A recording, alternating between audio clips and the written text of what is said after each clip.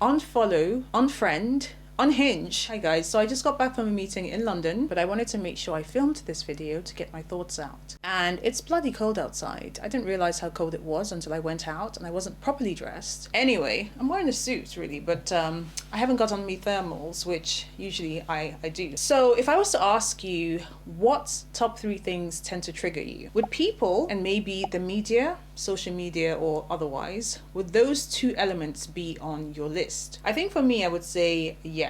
You might be similar to me where I'm going through a journey of self-discovery as well as self-actualization, and I'm learning every day to block out things that tend to be triggering to me. There are a lot of mental health issues that we're having to deal with today, and I used to think, well, you know, that's just people being weak. Forgive me, I know. When I went through it myself, I realized, that's not the case. But I didn't pay close attention to my mental health because I grew up in a culture where you just get on with it. We never talked about mental health growing up. It was never a conversation. You get on with life, just figure out that life isn't easy and you should be grateful. But increasingly in today's world, as data shows, we are dealing with a generation that is struggling with anxiety, depression, feeling like they are not good enough because of what we see online. And I was speaking to a friend of mine today who's a banker, but she works in HR. She's gone back to university to complete a course in coaching. And so has my sister-in-law, who's a project manager, as well as my friend who works at Goldman Sachs. And I was thinking to myself, why is there a rise in the interest in coaching, being a therapist, being a life strategist? And it's for this reason. A lot of us are going through deep depression, anxiety, and we're not able to articulate it or not able to be honest about it, especially at work. Pandemic period really changed the narrative when it comes to work. Lots of people were quitting because they just had enough. They couldn't deal with so many things, both in their professional lives as well as their personal lives. So it was a very difficult period for a lot of people. One thing I'm learning in my journey towards rediscovering myself after quitting my 9-to-5 is that you alone are the guardian of your heart. So think about your heart and your mental health as a safe, a vault really. You don't allow just anyone entrance. You don't allow just anyone sort of dip their fingers into your safe and take whatever they want. And it's the same thing with your heart. If you find things triggering, if you find certain influences triggering, certain resources online triggering, certain people, certain situations, the onus is on you to cut that off. If you find someone triggering in your life and perhaps you've had a dialogue with them already around, certain things that make you uncomfortable, and they keep doing the same thing, you owe them nothing. You owe yourself everything to make sure that you are mentally healthy. And if they don't care about that, well, why should you have them in your life? If an influencer is triggering to you, and this might not be from a negative perspective. So I had a problem with shopping. I wouldn't say it was really an addiction, but I enjoyed shopping. I like a bit of retail therapy, right? Who doesn't? But I found that even as I was saying to myself, I need to stop shopping so much. I need to put things under, just,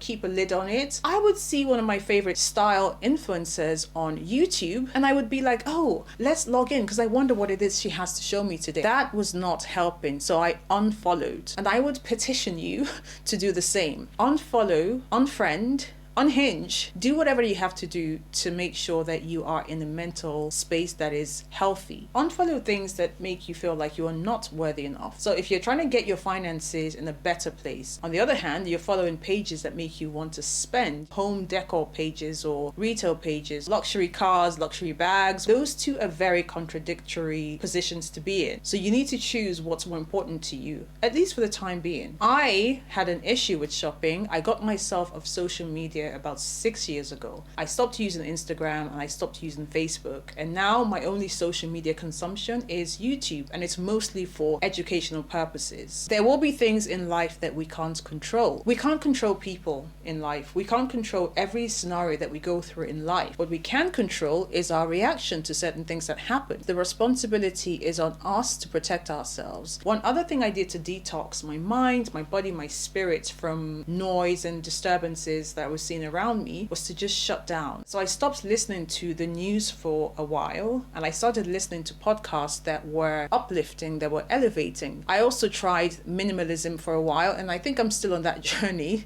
As you can see, I still have a long way to go, but I feel like I'm in more control of my destiny, so to speak. God is in control of everything, but at least I feel like I have some semblance of control over my life right now. Guard yourself and guard your thoughts and guard your mind. What you feed your mind with, you want to make sure that that is something that brings you closer to your ambitions and your goals. And that's exactly the journey I'm on. So if that sounds like you, please join me as we go on this journey. It's not an easy journey to build strength of character and strength of mind. I'm actually extremely introverted by nature. It might not seem like that on camera, but that's who I am. There are certain changes I want to make in my life, and having the distraction of social media, having the distraction of people who are toxic in my life just won't cut it. It's your mental health, it's your journey towards your goals and aspirations. So not everyone has to come along with you, and that is okay. It's okay to shed weight when you need to. Change is a natural part of life, and sometimes it's not the sweetest of experiences, but it's okay, because when you come out on the other side, similar to gold, it has to go through the fire to be refined. Metal has to go through the fire to be refined. But once you go through that process and you get to the other side, you find that it was all worth it. So if there's something that is particularly triggering for you right now, maybe share it in the comment section. There might be other people who are going through the same thing as you and can give you some really good wisdom in how to deal with it. So I hope that thought has been helpful for someone today. It's very different from my usual content, but it all applies. If you're trying to change your life, change starts from here. Getting your mind in a settled and very healthy place can help you progress to accomplish other things in your life.